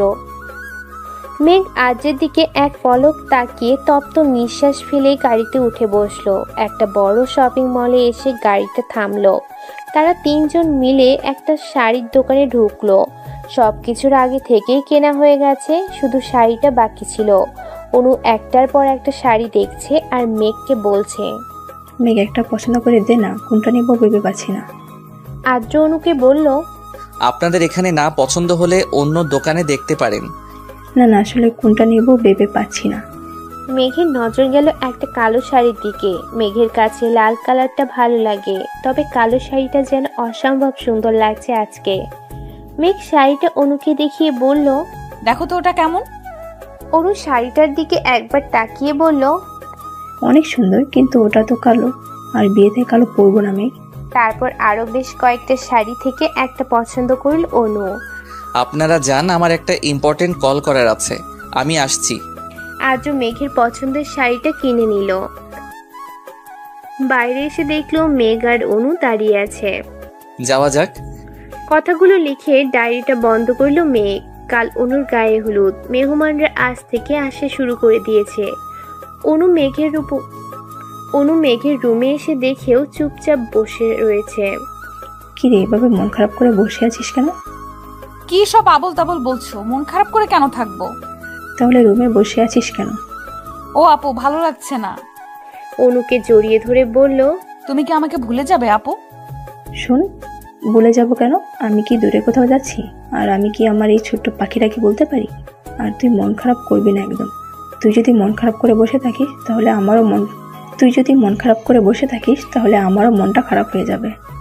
মেঘ, আপুর বিয়েতে কই হই হুল্লার করবে তা না, রুমে বসে শোক পালন করছে। কথাটা বলতে বলতে রুমে ঢুকলো নিবিড়। আপনি এখানে? তুমি দাওয়াত দিতে ভুলে গেলেও আন্টি কিন্তু ভুলেনি। আমার তো মনে হচ্ছে তুমি না আন্টি আমার ফ্রেন্ড। আসলে আমি বলবো ভেবেছিলাম, বলা হয়ে ওঠেনি। আচ্ছা, তোমরা দুজন কথা বলো, আমি যাই। আমার ফ্রেন্ডরা কখন আসবে কল করে জিজ্ঞেস করতে হবে। মেঘ, তোমাকে এইভাবে ভালো লাগছে না? তোমার অধর কোণের হাসিটা নেই কেন? বিষণ্ণতায় জীবনটা ছেয়ে গেছে নিবিড়। আমার শ্বাস নিতে কষ্ট হয়, আমি আর পারছি না। মেঘ, নিজেকে সংযত করো, এভাবে চলে না। নিজের ওপর বিশ্বাস রাখো, সব ঠিক হয়ে যাবে। আচ্ছা নিবিড়, উনি আমার হলে কি খুব বেশি ক্ষতি হতো? নিবিড় তপ্ত শ্বাস ফেলল। তার মনে অনেক কথা অব্যক্ত রয়ে গেছে, হয়তো বলা হবে না কখনো। মেঘ, তোমাকে কখনো আমি বন্ধুর মতো দেখিনি। দেখেছিলাম আমার রাজ্যের রানীর মতো। মায়াবতী গল্প বলা হবে না, সব কথা অব্যক্ত রয়ে যাবে আজীবন। কালকে গায়ে হলুদের কোথায় কি হবে সেটা বুঝিয়ে দিচ্ছে তানিশা আইমান। আদিয়াত আইমান আদ্র কোথায় গিয়েছে জিজ্ঞেস করলেন। একটা বড় রেস্টুরেন্টে বসে আছে আদ্র, সাথে তার ভাই, যার সাথে ছোট থেকে বড় হয়েছে, ভাইয়ের থেকে বেশি বন্ধু, যার কাছে আদ্র সব কথা মন খুলে বলতে পারে। কি বল অদ্র, সে কখন এয়ারপোর্ট থেকে এসেছি, চুপ করে বসে আছিস কেন? আদ্র তপ্ত শ্বাস ফেলে বলল, কাল গায়ে হলুদ, মাঝখানে যদি একটা ভুল হয়ে যায় তাহলে আমাদের তিনজনের জীবন তছনছ হয়ে যাবে। এতদিন ভয় না করলেও এখন কিছুটা নার্ভাস ফিল করছি। আচ্ছা, মেঘকে বলেছিস মনের কথা, নাকি এভাবে আরও নিজেকে কষ্ট দিবি? তুই এভাবে থাকলে ভালো থাকবে না আদ্র, এভাবে তোর ভালো থাকবে না। আমি চেষ্টা করছি সব কিছু ঠিক করার, কিন্তু বাবা যদি মেঘের কোনো ক্ষতি করে দেয়, আমি আমার জীবন নিয়ে ভাবি না, কিন্তু মেঘের কিছু হয়ে গেলে আমি বাঁচতে পারবো না। জয় তাকিয়ে আছে এক প্রেমিক পুরুষের দিকে, যে কিনা তার জীবনের থেকে বেশি ভালোবাসে তার প্রিয়তমাকে। আদ্র আর জয় বাড়িতে ফিরতেই তানিশা আয়মান আদ্রকে জিজ্ঞেস করলেন, এত দেরি হলো? আসলে মা, আমি আর জয় শপিং মলে গিয়েছিলাম। তুমি আলো না হও, আদার হয়ে থেকে যাও আমার জীবনে প্রতিটা রাত, তবু তুমি থেকে যাও আমার ঘোর লাগা মেঘ জড়ানো ভালোবাসায়। তোমার নামের সন্ধ্যা নামক আমার এই জীবনে। চারদিকে আলো ঝলমল করছে, মেহমানদের আনাগোনা বাড়ছে। অনু ওর ফ্রেন্ডদের সাথে পার্লারে গেছে। বাচ্চারা হইচই আনন্দে মেতে উঠছে। গায়ে হলুদের অনুষ্ঠান নিজ নিজ বাড়িতেই হবে। মেঘ, তুমি তৈরি হবে কখন? মেঘ পিছনে ঘুরে তাকাতেই দেখতে পেল সুঠাম দেহের অধিকারী একজন সুদর্শন যুবক, পরনে নীল পাঞ্জাবি, হাতে ব্র্যান্ডের ঘড়ি, চুলগুলো জেল দিয়ে সেট করা, অসম্ভব সুন্দর লাগছে। ও নিবিড়, এত লেট কেন হলো? লেট হয়নি ম্যাম। আর তুমি এখনো তৈরি হওনি? যাও তাড়াতাড়ি তৈরি হও। এই তো তৈরি হওয়ার জন্য যাচ্ছিলাম। অনুকে স্টেজে এনে বসানো হয়েছে। একে একে সবাই হলুদ দিয়ে যাচ্ছে। অনু তার কাজিনদের মেঘের কথা জিজ্ঞেস করেছিল কয়েকবার। বলেছে মেঘ তৈরি হচ্ছে। দূরে নিবিড় দাঁড়িয়ে আছে। হঠাৎ একটা মেয়ে এসে নিবিড়ের পাশে দাঁড়ালো। নিবিড় এক পলক তাকিয়ে আবার চোখ সরিয়ে নিল। এই যে মিস্টার, নাম কি? আমাকে বলছেন? যেহেতু আপনি এখানে দাঁড়িয়ে আছেন তো আপনাকেই বলছি। ও, আমি নিবিড় সাহারিয়া, মেঘের ফ্রেন্ড। ও, আমি তানিশা, মেঘের কাজিন। তো আপনি দাঁড়িয়ে আছেন কেন? আসলে মেঘের জন্য ওয়েট করছি, ও আসলে একসাথে যাব। মেঘ একটা হলুদ কালারের লেহেঙ্গা পরেছে, হাতে চুড়ি, হালকা লিপস্টিক, চোখে কাজল, সিম্পল মেকআপ, কানে ঝুমকো, সবকিছু ঠিকঠাক করে আয়নার সামনে দাঁড়ালো। হঠাৎ আলো নিভে গেল। মেঘ আলো নিভে যাওয়াতে ভয় পেল। তবে বাইরের কিছুটা আলো আসছে, তার মানে কি ওর রুমের লাইট নষ্ট হয়ে গেল? আচমকা একটা হাত এসে হ্যাঁচকে টান দিয়ে নিজের সাথে মিশিয়ে নিল। মেঘ আচমকা টান দিয়ে ওতে ভীত হলো। নিজেকে ছাড়ানোর আপ্রাণ চেষ্টা করলো, তবে লম্বা দেহের অধিকারী মানুষটার সাথে পেরে উঠল না। মেঘের কানের সামনে একটা কণ্ঠস্বর ফিসফিসিয়ে বলল, নিজেকে ছাড়ানোর বৃথা চেষ্টা করো না মেয়ে। আচ্ছা, এইভাবে সেজেছ কেন? আমাকে মাতাল করতে? আমি তো এমনিতেই মাতাল, তোমার মাতাল করা ভালোবাসায়। কণ্ঠস্বরটা শুনে মেঘ ভীত হলো। কারো আসার শব্দ শুনে লোকটা মেঘকে ছেড়ে দিল। মেঘ যেন হাঁপ ছেড়ে বাঁচল। মেঘ, তুমি কি ভিতরে আছো? কে? ও নিবিড়, আমি নিবিড়। ও নিবিড়। নিবিড় রুমে ঢুকে দেখতে পেল লাইট অফ। তোমার রুমের লাইট অফ কেন? জানি না, হঠাৎ লাইট চলে গেল। রুমের লাইট জ্বলে উঠলো। নিবিড় মেঘের দিকে তাকাতেই দেখলো যেন কোনো পরী পৃথিবীতে নেমে এসেছে। অপলক দৃষ্টিতে তাকিয়ে রইল। কি হলো, চলো। মেঘের কথায় হুঁশ ফিরল নিবিড়ের। হ্যাঁ, যাচ্ছি। অনুকে মেঘ আর নিবিড় হলুদ ছোঁয়ালো। অনুকে তার বান্ধবীরা মিলে মেহেদি পরিয়ে দিচ্ছে। মেঘ আর নিবিড় একসাথে বসে রয়েছে। মেঘ, তুমি মেহেদি কখন লাগাবে? নিবিড়, আমি মেহেদি লাগাবো না, ভালো লাগছে না। ও মেঘ, প্লিজ এভাবে মন খারাপ করে থেকো না। কারো জন্য জীবন থেমে থাকে না। আমার জীবন তো থমকে রয়েছে নিবিড়। তপ্ত শ্বাস ফেল নিবিড়। উঠে গিয়ে হাতে করে একটা মেহেদি নিয়ে আসলো। মেঘ নিবিড়ের হাতে মেহেদি দেখে জিজ্ঞেস করলো, তুমি মেহেদি দিবে? না ম্যাম, আপনাকে দিয়ে দিব। মানুষ বলে যার মেহেদির রং যত লাল হয় তার বর তাকে তত বেশি ভালোবাসে। তুমি মেহেদি দিতে পারো? মেঘের হাতে নিবিড় মেহেদি পরিয়ে দিচ্ছে। দূর থেকে এক জোড়া চোখ তীক্ষ্ণ দৃষ্টিতে তাকিয়ে রয়েছে। তার চোখ দিয়ে যেন আগুন ঝরছে। তুমি তো অনেক সুন্দর করে মেহেদি দিতে পারো। পছন্দ হয়েছে? তানিশা মেঘের পাশে এসে বসলো। মেঘের উদ্দেশ্যে বলল, মেঘ, আজকে আমি তোর রুমে থাকবো, আর অনু আপু ওর ফ্রেন্ডদের সাথে থাকবে বলেছে। আচ্ছা। বাহ, তোর হাতের মেহেদির ডিজাইনটা তো খুব সুন্দর হয়েছে। কে দিয়ে দিল? ও জানিস তো, নিবিড় খুব সুন্দর করে মেহেদি দিতে পারে, ও আমাকে দিয়ে দিল। তো মিস্টার নিবিড় শুধু নিজের ফ্রেন্ডকে মেহেদি দিলে হবে? কাজিনরা কোথায় যাবে? হুম। ও মিস তানিশা, আপনি দাঁড়ান, আমি মেহেদি নিয়ে আসছি। অনুষ্ঠান শেষ হয়েছে প্রায় 1 ঘন্টা আগে।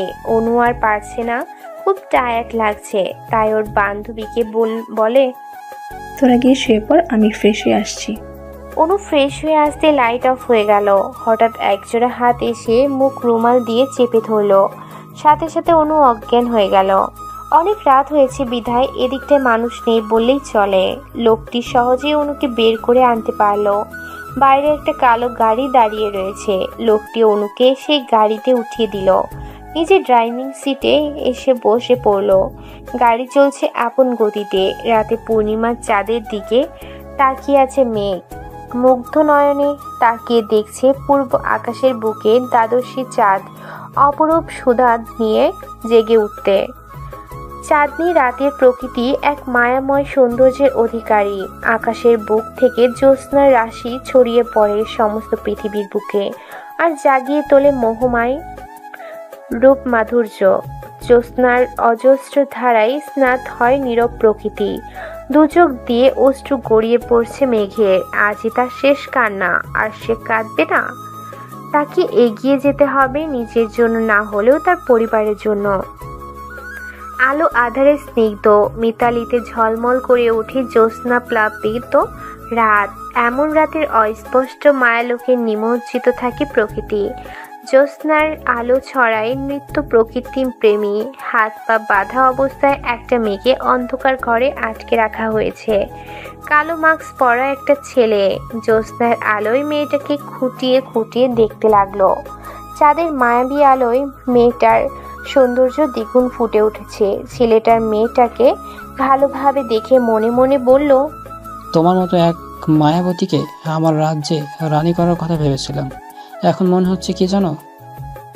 স্মিথ হেসে বলল, আমার কাছাকাছি পেয়ে গেছি। জ্যোৎস্নার আমিও সুধা মেঘের শরীরের উপর লুটোপুটি খাচ্ছে, আর মেঘ মুগ্ধ হয়ে আকাশের পানে চাঁদের দিকে তাকিয়ে আছে। চোখ দিয়ে পড়ছে অজস্র অশ্রুকণা। সেদিকে তার খেয়ালই নেই, সে মুগ্ধ নয়নে তাকিয়ে আছে প্রকৃতির পানে। জ্যোৎস্নার অপরূপ সৌন্দর্যের মাঝে জ্যোৎস্নার উপরে পড়া নিস্তব্ধতা রোমান্টিক স্মৃতির জগতে নিয়ে যায়। জ্যোৎস্নার এই অপরূপ সৌন্দর্য না দেখলে হয়তো অপূর্ণ রয়ে যাবে জীবন। আজ সারা রাত হয়তো এভাবেই কেটে যাবে। মেঘের চোখ দিয়ে অশ্রুকণা ঝরছে। মেঘের চিৎকার করে বলতে ইচ্ছে করছে, হে পৃথিবী, যাকে পাবো না তাকেই কেন ভালোবাসলাম? পাবো না জেনেও কেন তার পিছু ছুটলাম? আমার ভাগ্যে কেন তাকে লেখা হলো না? কথাগুলো যেন স্তব্ধ হয়ে রয়ে গেছে মেঘের মাঝে। সে নির্ভীক, তার কথা যেন আটকে গেছে। তার কাছে বেঁচে থাকা যেন দুষ্কর হয়ে গেছে। যদি আত্মহত্যা করা পাপ না হতো তাহলে সে নিঃসন্দেহে তা বেছে নিত। এই অসহ্য যন্ত্রণা তাকে কুড়ে কুড়ে খাচ্ছে। তার কাছে অসহ্য যন্ত্রণা থেকে মৃত্যু শ্রেয় বলে মনে হচ্ছে। আজ মেঘ আকাশের পানে তাকিয়ে বলে উঠল, পরের জন্মে সহস্র কোটি তারা হব, দূরে থেকে দেখবো তোমায়, সেখান থেকে বলবো তোমায় ভালোবাসি, ভালোবাসি, খুব বেশি ভালোবাসি। তুমি শুনতে পাবে কি সেই ধ্বনি? নিজের কথায় নিজেরই হাসি পাচ্ছে মেঘ। জীবনটা তার হেলায় ভাসছে। তার মন মস্তিষ্ক দ্বিধায় পড়েছে। মেঘ আর ডায়েরিটা নিয়ে ফেলে দিল বারান্দা থেকে। কি হবে ডায়েরিটা রেখে? ডায়েরির পাতায় পাতায় রয়েছে অজস্র স্মৃতি। ডায়েরির পাতায় পাতায় না হয় পড়ে থাকুক তার অব্যক্ত ভালোবাসা। আকাশের দিকে মুগ্ধ নয়নে তাকিয়ে আছে একটা ছেলে। হাতে তার নিকোটিনের ধোঁয়ায় তার গোলাপি ঠোঁটগুলো কালো দাগ পড়ে গেছে। ভিতর তার অজস্র আবেগ অনুভূতি লুকিয়ে রেখেছে। আর কিছু মুহূর্তের অপেক্ষা, সব অপেক্ষার অবসান ঘটবে কাল। প্রেয়সী নিজের করে নিবে সে, তার সব দুঃখ কষ্ট মুছে দিবে সে। সকালের আলো পর্দা ভেদ করে মেঘের চোখে মুখে উপচে পড়ছে। রাতে কাঁদতে কাঁদতে মেঝেতে শুয়ে দিল। সকালের আলো পর্দা ভেদ করে মেঘের চোখে মুখে উপচে পড়ছে। রাতে কাঁদতে কাঁদতে মেঝেতে শুয়েছিল মেঘ। কখন ঘুমিয়ে পড়েছে মনে নেই। বাইরে থেকে চেঁচানোর আওয়াজ ভেসে আসছে। কেউ কাঁদছে চিৎকার করে, কি বলছে শোনা যাচ্ছে না ঠিক মতো। মেঘের হুঁশ আসতেই কালকে ডায়েরিটার কথা মনে পড়ে যায়। ওই ডায়েরিটা কেউ আবার পেয়ে যায়নি তো? মেঘ ছুট লাগালো। বাইরে আসতে মানুষের ভিড়। ঠেলে ঠুলে ভিতরে যেতেই তার মাকে দেখলো চিৎকার করে কাঁদছে। মেঘ ছুটে গেল মায়ের কাছে, জিজ্ঞেস করলো কি হয়েছে। মেঘের মা কিছু বলল না, মেঘকে জড়িয়ে ধরে কাঁদতে লাগলো। মানুষজন কি যেন বলা বলি করছে। অনুর বান্ধবীরা দাঁড়িয়েছিল। মেঘ সেখান থেকে একটা মেয়েকে জিজ্ঞেস করলো, শ্রেয়া আপু কি হয়েছে বলবে আমাকে? মা কেন কাঁদছে? শ্রেয়া বলল, অনু পালিয়ে গেছে। মেঘের হাতে একটা চিঠি ধরিয়ে দিল। মেঘ চিঠিটা পড়ে বাকরুদ্ধ অবস্থায় দাঁড়িয়ে রইল। মাথায় তার আকাশ ভেঙে পড়েছে। বারবার একটা কথাই মাথায় বাড়ি খাচ্ছে। পালিয়েছে। মেঘের মা মেঘকে জড়িয়ে ধরে বলল, এবার কি হবে আমাদের? তোর বাবার মান সম্মান তো থাকবে না আর। তোর ফুপি যদি জানতে পারে খুব কষ্ট পাবে, তাদের সম্মান নষ্ট হয়ে যাবে। এত মেহমানের সামনে আমাদের সম্মান নিঃশেষ হয়ে যাবে মা। মেঘ কিছু বলার ক্ষমতা হারিয়ে ফেলেছে। সব কিছু এলোমেলো লাগছে তার কাছে। অনু কার সাথে পালিয়ে গেল আর কেনই বা গেল? জীবন বড়ই বিচিত্র। মেঘের আজকে পৃথিবীর সবচেয়ে বেশি খুশি হওয়ার কথা ছিল, তবুও তার মনে ভয় হচ্ছে যদি আদ্র এই বিয়েটা মেনে না নেয় তখন কি হবে। মেঘ ভাবতে লাগলো আজকে দিনটার কথা।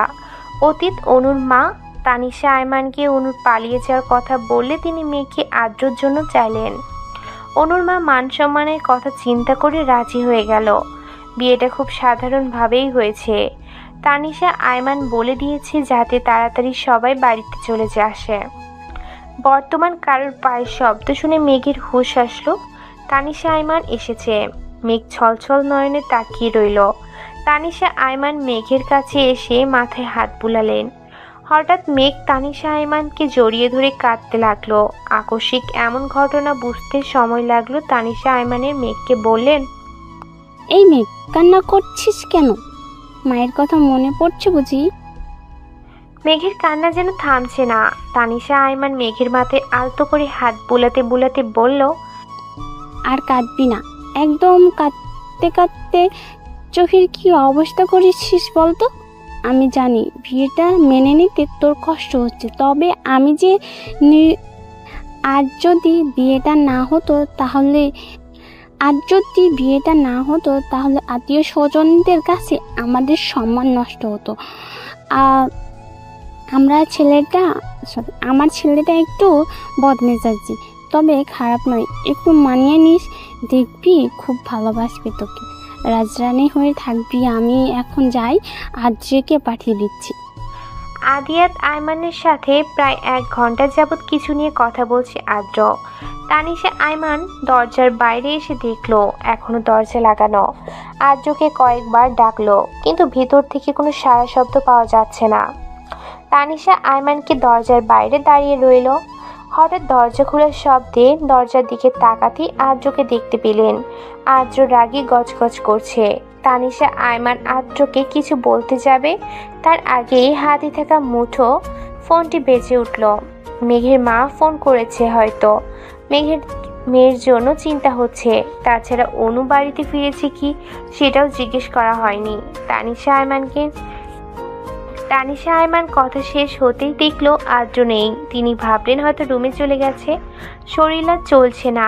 তানিশা আয়মানের সকাল থেকে এত ঝামেলা, তার উপর এত আত্মীয় স্বজন, সবাইকে সামলাতে হিমশিম খাচ্ছিলেন। রুমে গিয়ে দেখলেন আদ্রিয়ান আয়মান রাগী গজগজ করছেন।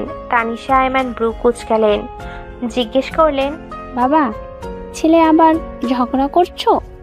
আদ্রিয়ান আয়মান রাগী কণ্ঠস্বরে বললেন, আদ্রের অনু পালিয়ে গেছে, আমাকে বলে না কেন? আর মেয়েকে সাথে বিয়ে দেওয়ার আগে আমাকে একবার জানানোর প্রয়োজন বোধ করলে না? তানিশা আয়মান রাগী কণ্ঠস্বরে বলল, মেঘের সাথে বিয়ে হতে দিতে তুমি কখনো মেঘকে পছন্দ করছো? যখন আদিত্যর জন্য মেঘের কথা তোমাকে বললাম, কি বলেছিল মনে নেই? আদিয়াত আদিয়াত আয়মান হন করে রুম থেকে বের হয়ে গেলেন। তানিশা আয়মান তপ্ত শ্বাস ফেলল। গাড়ির সাথে হেলান দিয়ে দাঁড়িয়ে আছে আদ্র। দৃষ্টি তার আকাশের পানে। নিজেকে বড্ড অসহায় লাগছে। তার কাছে সব কিছু এলোমেলো লাগছে। সব কিছু ঠিক করতে গিয়ে সব কিছু এলোমেলো করে ফেলেছে। নিজে ভালো থাকা চাইতে গিয়ে মেঘকে কষ্ট দিচ্ছে। আদ্রের ভিতরটা ভেঙে চুরমার হয়ে যাচ্ছে। নিঃশ্বাস নিতে তার কষ্ট হচ্ছে। প্রিয়তমাকে কাছে পেয়েও নিজের করে নিতে পারছে না। নিজ হাতে কষ্ট দিতে হচ্ছে তাকে। হঠাৎ হাতে থাকা মুঠো ফোনটা বেজে উঠল। ফোনটা রিসিভ করতে লোকটার কথা শুনে আদ্রর মাথা কাজ করছে না। কি করবে এখন? চারদিকে আলোর শিহরণ। আলোয় ভরা চাঁদের জ্যোৎস্নার প্লাবনে ডুবে যায়। চাঁদের রাতের মোহনীয় রূপ সৌন্দর্য প্রতিটি মানুষের মনে রঙ ধরায়। মেঘের এই চাঁদনি রাতে উপভোগ করতে ভীষণ ভালো লাগছে। তবে কেমন যেন একটা সুখের মতো ব্যর্থ বুকের তলায় জমা হয়, অথচ সেই ভাব প্রকাশের ভাষা নেই। জ্যোৎস্নার মায়াবী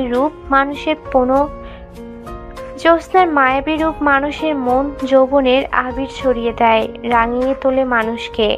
মেঘের ইচ্ছে হচ্ছে জ্যোৎস্নার এই রাত তার প্রিয় মানুষকে উপভোগ করতে, কিন্তু আদ্র আসার কোনো নামগন্ধ নেই। মেঘ ক্লান্ত থাকায় অপেক্ষা করতে করতে ঘুমিয়ে পড়ছে। সকালবেলা চিৎকার চেঁচামেচিতে ঘুম ভাঙল মেঘের। রাতে ঘটনা ভাবতে ভাবতে লাগলো আদ্রের জন্য অপেক্ষা করতে। সকালবেলা চিৎকার চেঁচামেচিতে ঘুম ভাঙলো মেঘের। রাতের ঘটনা ভাবতে লাগলো। আদ্রের জন্য অপেক্ষা করতে করতে কখন যে চোখ লেগে এসেছে বুঝতে পারেনি। আদ্র কি রাতে রুমে আসেনি? যদি আসতো তাহলে নিশ্চয়ই মেঘকে জাগিয়ে তুলতো। হঠাৎ মনটা খারাপ হয়ে গেল। তবে কি আদ্র বিয়েটা মেনে নেয়নি? তানিয়া আয়মানের চিৎকারে হুঁশ ফিরল মেঘের। মেঘ ফ্রেশ হয়ে হালকা গোলাপি রঙের শাড়ি পরে নিল। নিচে তানিয়া আয়মান রাগে গজগজ করছেন মেঘকে দেখে। তানিয়া আয়মান ডুকরে কেঁদে উঠল। হঠাৎ এমন কারণে মেঘ বিস্মিত হলো। ফুপি কাঁদছো কেন? কি হয়েছে আমাকে বলো। তানিয়া আয়মান কাঁদতে কাঁদতে বললেন, আমার ছেলেটা রাগী বদমেজাজি, কিন্তু ও এরকম করবে আমি বুঝিনি। আমি তোর জীবনটা নিজ হাতে শেষ করে দিলাম। আমায় মাফ করে দিস মেঘ।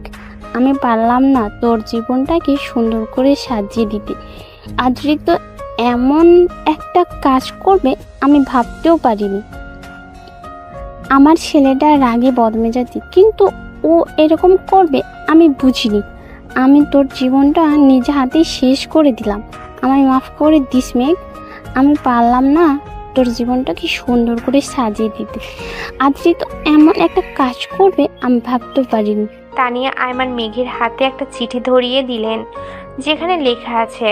মেঘের মাথায় যেন আকাশ ভেঙে পড়ছে। ওর মস্তিষ্ক যেন শূন্য। মন মস্তিষ্ক দ্বিধায় ভুগছে। এটা কিভাবে করতে পারলো আদ্র? হঠাৎ অজ্ঞান হয়ে গেল মেঘ। তানিশা আয়মান বাড়ির লোকদের নিয়ে আদ্রের রুমে এনে শুয়ে দিল। মাথায় হাত বুলাতে লাগলো। চিন্তা করতে লাগলো সকালের ঘটনা। ঘুম থেকে উঠে নিচে নামতে দারোয়ান এসে তানিশা আয়মানের হাতে চিঠি দিয়ে বলল আদ্র দিয়েছে। চিঠি খুলতেই মাথায় যেন আকাশ ভেঙে পড়ল তানিশা আয়মানের। আদ্র এসব কি লিখেছে? এখন এসবের মানে কি? আদ্রকে কয়েকবার ফোন দিলেও ফোন বন্ধ বলছে। বর্তমানে একটু আগে মেঘের জ্ঞান ফিরেছে। মেঘ ছলছল নয়নে তাকিয়ে রইল তানিশা আয়মানের দিকে। ফুপি আমি কি এতটাই খারাপ যে আমাকে ভালোবাসা যায় না? তানিশা আয়মানের মেঘে জড়িয়ে ধরে বলল, এসব কি বলছিস মেঘ? তুই খারাপ হতে চাবি কেন? আমি তো মনে করি তাদের ভাগ্য খারাপ যে তোকে মেনে নিতে পারিনি।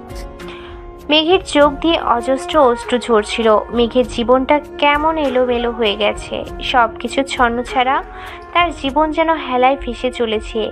কেটে গেছে 2 বছর। এই 2 বছরেও এমন একটি দিনও নেই যে দিন মেঘ আদ্রকে মনে করেনি। এমন একটি দিনও নেই যে দিনও কান্না করেনি। তবে দিন শেষে কারোর জীবন কারোর জন্য থেমে থাকে না। মেঘ উষার বিয়ের জন্য তৈরি হচ্ছে। উষা অবশেষে তার ভালোবাসার মানুষটাকে নিজের করে পাচ্ছে। মেঘেরও ইচ্ছে ছিল আদ্রকে নিয়ে ভালো থাকার, কিন্তু আদ্র তো চায়নি। কথাটা ভাবতেই বুকের ভিতরটা ছ্যাদ করে উঠল মেঘের। ভাবতে লাগলো সেই দিনটার কথা। অতীত। আদ্র চলে গেছে প্রায় 2 সপ্তাহ হবে। এই 2 সপ্তাহ মেঘ রুম থেকে বের হয়নি, নিজেকে রুমের মধ্যে বন্দি করে রেখেছিল। তানিশা আইমান মেঘের মাকে সব জানানোর পর ওরা মেঘকে নিয়ে যেতে চেয়েছে, কিন্তু মেঘ যায়নি। তানিশা আইমান আদ্রর উপর রাগ করে আর ফোন করেনি। তানিশা আইমান মেঘকে জোর করেনি, বলেছিল আজ থেকে তুই আমার মেন হয়ে থাকবি। নিবিড় মেঘের বিয়েটা মেনে নিতে পারেনি। পরে যখন মেঘের এই অবস্থার কথা জানতে পেরেছে, ও মেঘকে এই অবস্থা থেকে বের হয়ে আসতে সাপোর্ট করেছে। তারপর প্রায় 1 মাস পর অনু বাড়িতে এসেছে। সবাই অনুকে অনেক অপমান করে। অনুর মা ওকে মেনে নিতে চায়নি। মেঘের এই অবস্থার জন্য অনুকে দায়ী করেছে। অনু সব কিছু মেনে নিয়েছে। কেন পালিয়ে গেছে এই প্রশ্নের জবাব অনু দেয়নি। সব কিছু এড়িয়ে গেছে। কেটে গেছে প্রায় 5 মাস। আদ্র চলে যাওয়ার পর প্রায় 5 মাস মেঘ নিজেকে সবার থেকে আড়াল করে রেখেছে। এই 5 মাস নিবিড় সব সময় মেঘকে সাপোর্ট করেছে। মেঘ অনার্স কমপ্লিট করেছে। আদ্র চলে যাওয়ার পর তানিশা আইমান মেঘকে কতবার বলেছে তুই আবার নিজের জীবনটাকে সুন্দর করে গুছিয়ে নে নতুন কারোর সাথে, কিন্তু মেঘ চায়নি। বর্তমান মেঘের ভাবনা ব্যাঘাত ঘটালোতে থাকা মুঠোফোনের আওয়াজে। নিবিড় কল করেছে, কখন বের হবে জানতে চাইছে। মেঘ আজকে খুব সুন্দর করে সেজেছে। নীল রঙের শাড়ি, হাতে নীল চুড়ি, চোখে কাজল, সিম্পল মেকআপ, দেখতে খুব সুন্দর লাগছে। অনু তড়িঘড়ি করে মেঘের রুমে ঢুকলো। মেঘ অনুর দিকে তাকাতেই অনু হা হয়ে মেঘের দিকে তাকিয়ে রইল। মেঘ অনুকে এভাবে হা হয়ে তাকিয়ে থাকতে দেখে জিজ্ঞেস করলো, কি হয়েছে? মেঘ, তুই জানিস আজকে তোকে কত সুন্দর লাগছে? আজ তোকে যে দেখবে সেই ফিদা হয়ে যাবে। আজ কতদিন পর তুই এত সুন্দর করে সেজেছিস, খুব সুন্দর লাগছে, পুরো পরীর মতো লাগছে। হয়েছে, তুমি কখন যাবে? ও জানিস তো মেঘ, জয় এখনো তৈরি হয়নি। আমি কতবার ফোন করে বলেছি তাড়াতাড়ি আসতে, ও এখনো আসছে না। একটা কথা বলো, তুমি কি সেদিন জয় ভাইয়ের সাথে পালিয়েছিলে? অনু নিরুত্তর। মেঘ এই নিয়ে বহুবার এই প্রশ্নটা করেছে, কিন্তু কোনো উত্তর দেয়নি অনু। মেঘ বলল, আচ্ছা ঠিক আছে, আমি জয় ভাইয়াকে বলে দিব যাতে আমার এই সুন্দরী আপুটাকে আর ওয়েট না করায়। আমি যাচ্ছি, তুমি জয় ভাইয়ার সাথে তাড়াতাড়ি এসো। নিবিড় আমার জন্য ওয়েট করছে। বাইরে একটা কালো গাড়ির সাথে হেলান দিয়ে দাঁড়িয়ে আছে নিবিড়। নীল পাঞ্জাবি, হাতে ব্র্যান্ডের ঘড়ি, চুলগুলো জেল দিয়ে সেট করা, কালো সানগ্লাস, দেখতে সুদর্শন যুবক। মেঘ বাইরে বের হতেই নিবিড়ের চোখ পড়ল মেঘের দিকে। নিবিড় অপলক দৃষ্টিতে তাকিয়ে আছে মেঘের দিকে। মেঘ বলল, কি দেখছো? তোমাকে। বলেই হুঁশ এলো নিবিড়ের মানে। এই যে তোমার ড্রেস আমার সাথে মিলে গেল, এইটাই দেখছি। ও চলো তাড়াতাড়ি। হ্যাঁ চলো। চারদিকে আলো ঝলমল করছে, বিভিন্ন রকমের ফুল দিয়ে সাজানো হয়েছে। বিয়ে বাড়ি বলে কথা। মেঘ আর নিবিড় গাড়ি থেকে দাঁড়ালো। নিবিড় বলল, মেঘ তুমি যাও, আমি উষার গিফটটা নিয়ে আসছি। আচ্ছা। মেঘ বাইরে এসে দাঁড়াতে পরিচিত একটা কণ্ঠস্বর মেঘ বলে ডেকে উঠল। মেঘ পরিচিত কণ্ঠস্বর শুনে স্তব্ধ হয়ে রইল। বুকের ভিতরটা ছ্যাদ করে উঠল। মেঘ পিছনে ফিরতে কাঙ্ক্ষিত মানুষটিকে দেখতে পেল না। মেঘ নিরাশ হয়ে ভিতরে গেল। হয়তো সবসময় তার কথা ভাবতে থাকে বলে এরকম করেছে। মেঘ যতই বলুক ও আদ্রর কথা ভাবে না, কিন্তু ওর মন মস্তিষ্ক জুড়ে শুধুই আদ্র রয়েছে। মেঘ ভিতরে যেতে উষা জিজ্ঞেস করলো, এই তোর আসার সময় হয়েছে? এই আমি তোর বান্ধবী, তুই আমাকে একদম ভালোবাসিস না মেঘ? না হলে তুই এটা আমার সাথে কিছুতেই করতে পারতি না। আমার একমাত্র বান্ধবী হয়েও তুই কিভাবে পারলি এত লেট করে আসতে? আচ্ছা সরি, প্লিজ রাগ করিস না। নিবিড় কোথায়? ওর কথা বলিস না। ও তোর গিফট বাড়িতে রেখে চলে এসেছে, সেটাই আবার নিয়ে আসতে গেছে। ও তুই কেন যেতে দিলি মেঘ? পরে কি দেওয়া যেত না? ও বললে শুনতো। আর তোকে যাচ কি সুন্দর লাগছে উষা।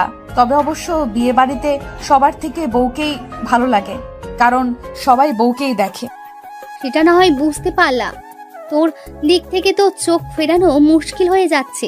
আমি যদি ছেলে হতাম তোকে নিয়ে এখনই গায়েব হয়ে যেতাম। রেস্টুরেন্ট বসে আছে আদ্র আর নিবিড়।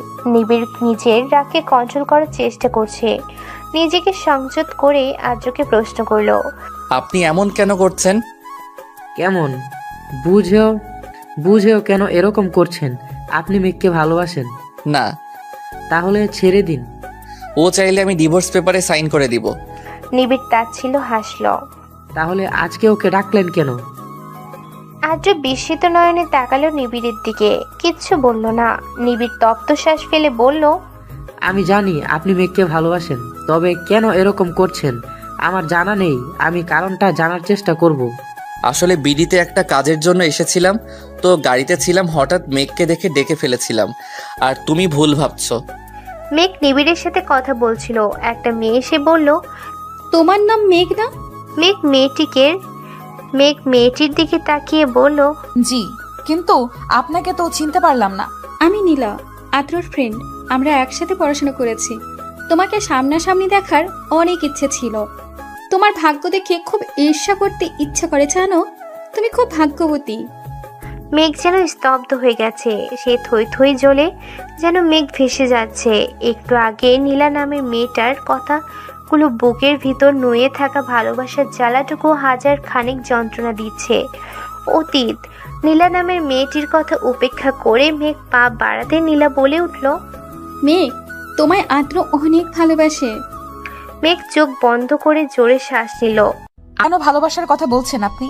এই যে আদ্র ভাই আমাকে কখনো ভালোবাসেননি, এই যে আকাশ সমান ভালোবাসাকে ওনার কাছে অভিনয় মনে হতো, এই যে আমি ওনার জীবনের অভিশাপ, এই যে আমাকে উনি বিয়ে করে জীবনের সবচেয়ে বড় ভুল করেছেন, মেনে নিয়েছি তো।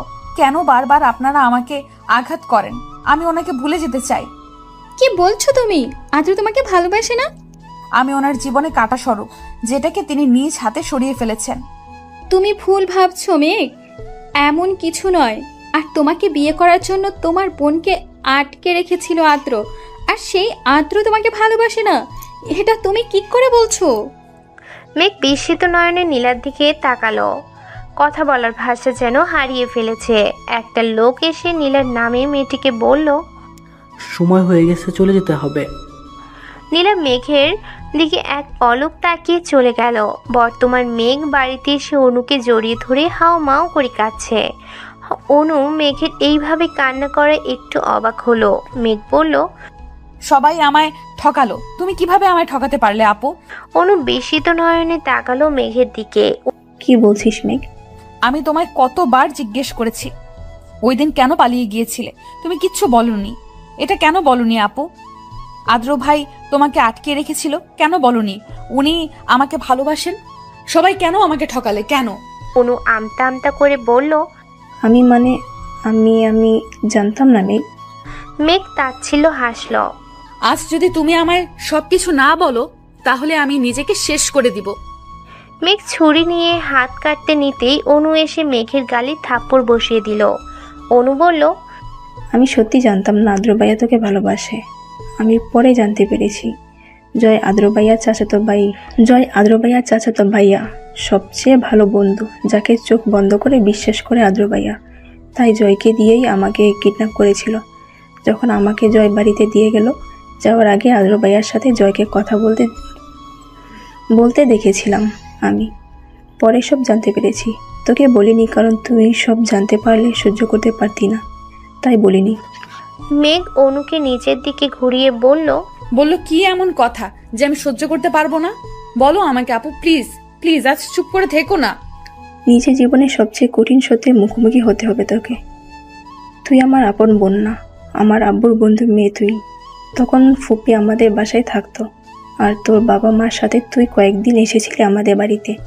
তবে আদ্র ভাইয়ার আব্বুর সাথে তোর বাবা বিজনেস করতেন। আদ্র ভাইয়ার জন্মদিনে তুই ও বাড়িতে গিয়েছিলি। ওই দিন আদ্র ভাইয়াকে আদ্র ভাইয়ার আব্বু একটা গাড়ি গিফট করেছিল। আদ্র ভাইয়া তখন ছোট, ড্রাইভ করতে পারতো না। তোর বাবা মা কোনো বিষয় নিয়ে কথা কাটাকাটি করছিল। আদ্র ভাইয়ার গাড়িতে বসে ড্রাইভ শিখছিল। হঠাৎ করে গাড়ির ব্রেক কাজ করছিল না। তোর বাবা মা ঝগড়ার এক পর্যায়ে চলে আসতে নিলে আদ্র ভাইয়া গাড়ির সাথে ধাক্কা খেয়ে দুজন মারা যায়। কিন্তু এতে আদ্র ভাইয়ার কোনো দোষ ছিল না। আদ্র ভাইয়া তোর বাবা মাকে মারতে চায়নি। তখন তুই অনেক ছোট, তোর সেসব কথা মনে নেই। আদ্র ভাইয়ার আব্বু ভয় পেয়ে গিয়েছিল যদি সব কিছু জানাজানি হয়ে যায়, তাহলে যদি আদ্র ভাইয়াকে পুলিশ ধরে নিয়ে যায়। তাই তিনি আদ্র ভাইয়াকে লন্ডন পাঠিয়ে দিয়েছিলেন। তবে আদ্র ভাইয়া তোকে ছোট থেকে ভালোবাসত। ওই দিন আদ্রবায়া তোকে ছেড়ে যেতে চায়নি। পরিস্থিতি তখন হাতের বাইরে চলে গিয়েছিল, তাই আদ্রবায়াকে চলে যেতে হয়েছিল। ফিরে এসে যখন তোকে বিয়ে করতে চাইলো, তখন আদ্রবাইয়ার আব্বু তোকে মেনে নিতে পারছিল না। উনি আদ্রবাইয়ার সাথে এই বিষয় নিয়ে অনেক ঝামেলা করেছে। আদ্রবাইয়া যখন সব কিছু ছেড়ে তোকে নিয়ে লন্ডন চলে যাবে, তখন আদ্রবাইয়ার আব্বু আদ্রবাইয়াকে ভয় দেখালেন, এটাও যদি তুই জানতে পারিস আদ্রবাইয়ার জন্য তোর বাবা মা মারা গেছে, তাহলে তুই আদ্রবাইয়াকে ছেড়ে চলে যাবি। পৃথিবীতে সবচেয়ে বেশি ঘৃণা করবি, হয়তো নিজেকে শেষ করে ফেলবি। তাই সেদিন আদ্রবাইয়া তোকে ছেড়ে চলে যেতে বাধ্য হয়েছিল। আদ্রবাইয়া তোকে সত্যিই খুব ভালোবাসে। আজ ওনার ফ্লাইট, হয়তো আজ চলে যাবে আর ফিরবে না। 2 পা পিছিয়ে যায় মেঘ। নিজেকে শূন্য মনে হচ্ছে ওর। এত যন্ত্রণা আগে কখনো হয়নি। মেঘের পৃথিবীতে যেন থমকে গেছে। অনুর দিকে ছলছল নয়নে তাকিয়ে রইল। ছুটে এসে অনুকে জড়িয়ে ধরল। নিবিড় বাইরে দাঁড়িয়ে সব কিছু শুনেছে। নিবিড় মেঘের হাত ধরে টেনে নিয়ে যায়। তাকায় মেঘ, প্রচণ্ড ব্যস্ত দেখাচ্ছে ওকে। কানে ফোন। নিবিড় বলল, আদ্রের ফোন অফ, এখনো সময় আছে, সন্ধ্যায় ফ্লাইট। মেঘ কথা বলে না। নিবিড় ড্রাইভ করতে থাকে। মেঘকে নিয়ে চলে এয়ারপোর্টে। মাথা নিচু করে বসে আছে আদ্র। কারোর পায়ের শব্দ শুনে তাকাতে মেঘকে দেখতে পায়। মেঘকে দেখে যেন হতবুদ্ধি হারিয়ে ফেলে ছেলেটা। বলে, মেঘ, আপনি এখানে? আমাকে এত ভালোবাসেন আপনি? কথাটা বলে আদ্রের বুকে ঝাঁপিয়ে পড়ে মেঘ। আদ্র নিবিড়ের দিকে তাকাতেই নিবিড় বুঝিয়ে দিল মেঘ সব কিছু জানে। আদ্র শক্ত করে জড়িয়ে ধরে মেঘকে চিৎকার করে বলে, ভালোবাসি মেঘ, খুব ভালোবাসি, আপনার থেকেও বেশি। আর ছেড়ে যাবে না তো? আমার বেঁচে থাকার জন্য তোমাকে প্রয়োজন।